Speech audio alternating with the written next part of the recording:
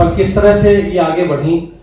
एक मामूली चाय की दुकान में 2 रुपए रोज काम करने वाली पायल, कानपुर रेलवे स्टेशन की छतों में ठंड में एक टाट के बोरे में ही अंदर घुस के सो जाना, वो पायल आगे बढ़ी।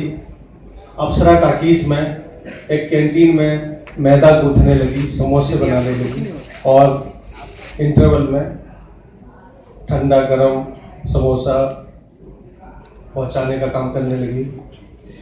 इनको अच्छे लोग मिलने लगे। ये 17 साल की उम्र में लखनऊ आई और टाकीज में, चूंकि और अच्छी बात यह कि इन्होंने पूरी टाकीज में सबका मन मोह लिया और धीरे धीरे फिल्म ऑपरेट करना सीख गई। जो ऑपरेटर का काम है वो सीख गई।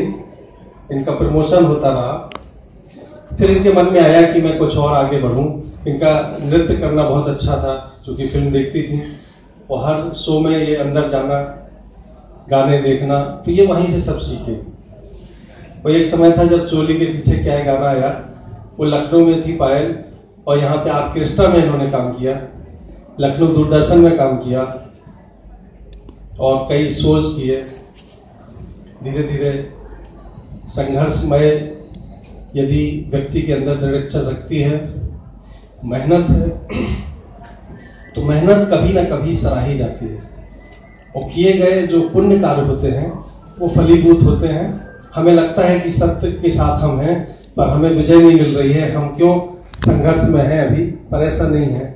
जब आप किसी चीज को पूरे मनोयोग से काम करते हैं, पूरी लगन और मेहनत के साथ काम करते हैं, अपने अंदर एक दृढ़ इच्छा शक्ति रखते हैं, तो आपको ईश्वर आपके साथ होता है और आपको फलीभूत, आपको अच्छे फल देता है।